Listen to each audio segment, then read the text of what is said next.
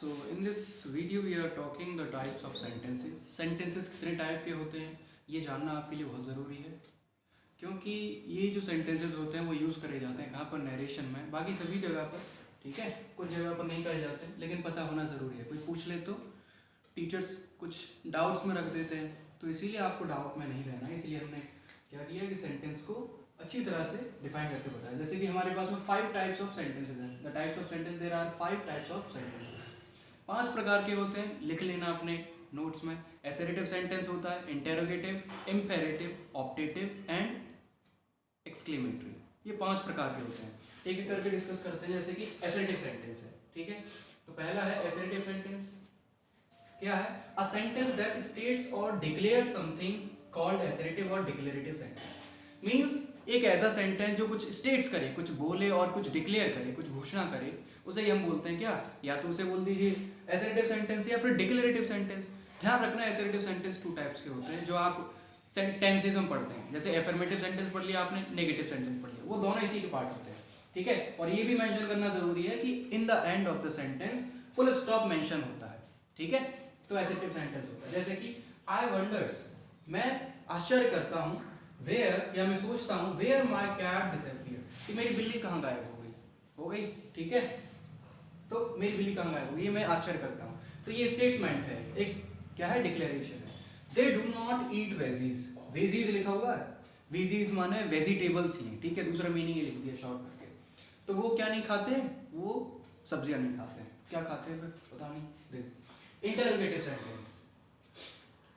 Interrogative तो सबको पता रहता है, मींस ऐसे ही सेंटेंसेस जहां पर क्वेश्चन जो है वो आस्क करे जाते हैं, फिर कोई क्वेरी करी जाती है। मींस दो सेंटेंसेस विच आस्क क्वेश्चन और मेक क्वेरीज, ठीक है। कुछ इन्वेस्टिगेशन करने लग जाते हैं। जैसे कि have you learned your English, English chapter on है,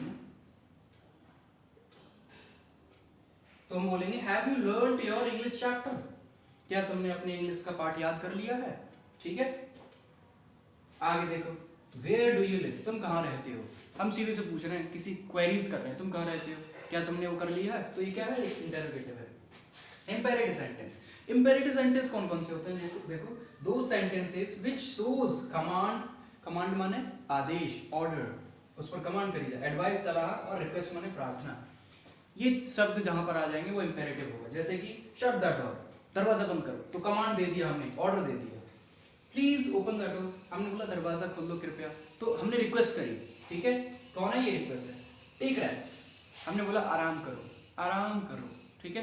टेक रेस्ट का मतलब क्या है, यहाँ पर एडवाइस दी गई है। या फिर ऐसे बोल दीजिए टेक मेडिसिन, तो डॉक्टर पेशेंट से बोल रहा है कि दवाई लेना, ठीक है। तो क्या होगा, एडवाइस, एडवाइस माने सलाह। ऑप्टेटिव सेंटेंस क्या होते हैं? दो sentences which shows wished, cursed and prayed, जहां पर इच्छा जाहिर करी जाती है। कर्ज माने अभिशाप दिया जाता है, ठीक है।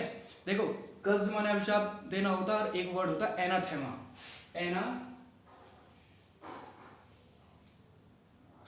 एनाथेमा,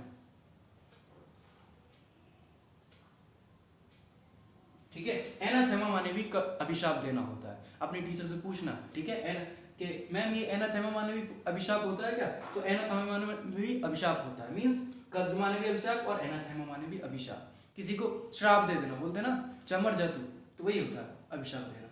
एंड प्रेड, प्रेड माने क्या होना है, किसी से प्रार्थना करना, ठीक है, वो इसमें आ जाता है, ठीक है। तो ये तीनों चीज जहां पर दिखाई दी जाए, इच्छा जाहिर करी जाए, या फिर अभिशाप दिया जाए, या फिर प्रार्थना की जाए, तो वो कौन सा होगा, ऑप्टेटिव सेंटेंस, ऑप्टेटिव सेंटेंस। जैसे कि go to hell, go to hell, तो यहां पर देखो, और ये ध्यान रखना, ऑप्टेटिव सेंटेंस में हमेशा सेंटेंस के बाद में एक्सक्लेमेशन मार्क होगा।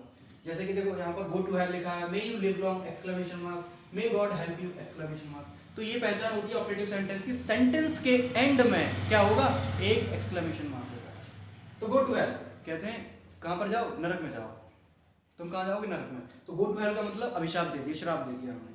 मे यू लिव लॉन्ग, हम अपने बोल देते हैं ना, पास में ही किसी से बोलते हैं जाओ तुम भाड़ में जाओ, तो क्या हो जाता है, वो हम उसको गाली जैसा देते हैं, क्या मतलब श्राप दे देना होता है। वही किसमें आता है, ऑप्टेटिव में।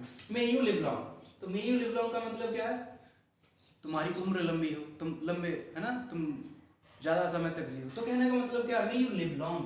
तो यहाँ पर क्या दिया गया है, अपनी इच्छा जाहिर करी गई है, विश, विश करी गई है, तो विश्ड आ जाएगा। मे गॉड हेल्प यू, भगवान तुम्हारी रक्षा करे। तो प्रार्थना करी गई है, भैया तुम्हारी रक्षा करे भगवान, ठीक है। तो ऑप्टेटिव सेंटेंस में क्या होगा, एक एक्सक्लेमेशन मार्क होता है।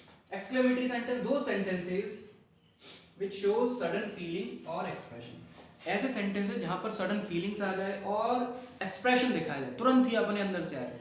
जैसे मान लीजिए आपने गाय देख ली, आपने बोला अरे अरे गाय मर गई, तो ओ आ जाएगा, है ना, आ जाएगा, तो वो एक्सप्रेशन होता है। जैसे कि hurray we won the match, हम मैच जीत गए, तो एकदम से फीलिंग आती है एक वाली, हुर्रे वाह वाह जीत गए, है ना, सब ऐसे एंजॉय करते हैं ना, चीयर करने वाला।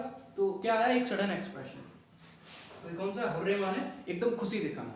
तो हाउ ब्यूटीफुल इट इज, हमने बोला हाउ ब्यूटीफुल इट इज, ये कितना सुंदर है। तो अब तुम्हारा डाउट नहीं होना चाहिए यहाँ पर कि सर देखो आपने तो बोला था कि सिर्फ ऑप्टेटिव में एक्सक्लेमेशन मार्क यहाँ पर आता है, यहाँ पर कैसे आ गया। तो बच्चे हाउ और व्हाट ए, ये दो वर्ड ऐसे होते हैं जो एक्सक्लेमेटरी में आते हैं, जिनके सेंटेंस के बाद में एक्सक्लेमेशन मार्क्स आता है। नहीं तो सभी एक्सक्लेमेटरी में भी क्या होता है, एक्सक्लेमेशन मार्क आता है, लेकिन सभी वर्ड्स के तुरंत बाद आ जाता है, तुरंत बाद। देखो हुर्रे में आया, एलास में आ जाएगा, ब्रेवो में आ जाएगा, एक्सक्लेमेशन मार्क तुरंत आएगा वर्ड के बाद में, सेंटेंस के बाद में नहीं, सेंटेंस के बाद में सिर्फ ऑप्टेटिव में, ठीक है। लेकिन दो वर्ड ऐसे होते हैं एक्सक्लेमेटरी में, जैसे हाउ और व्हाट ए, है ना। जैसे बोलते हैं व्हाट अ ग्रेट सरप्राइज, तो वहां पर एक्सक्लेमेशन बाद में लगाते हैं, ठीक है। तो हाउ ब्यूटीफुल इट इज, ये कितनी सुंदर चीज है ना। एलास यू फेल, तुम असफल हो गए, ये दुख की बात है। तो एलास माने दुख की बात है, तो एलास के तुरंत बाद क्या है, एक्सक्लेमेशन मार्क। तो ये आपको अच्छी तरह से लर्न कर लेना है, नोट डाउन कर लेना है, ठीक है। अच्छी तरह से इनका रिवीजन करना है, आपको पता होना चाहिए। ऑप्टेटिव सबसे ज़्यादा डिफिकल्टी बच्चों को आती है, optative sentence and exclamatory sentence आपको नहीं आनी चाहिए, क्योंकि आपको अच्छा कंटेंट मिल चुका है। Okay, thank you.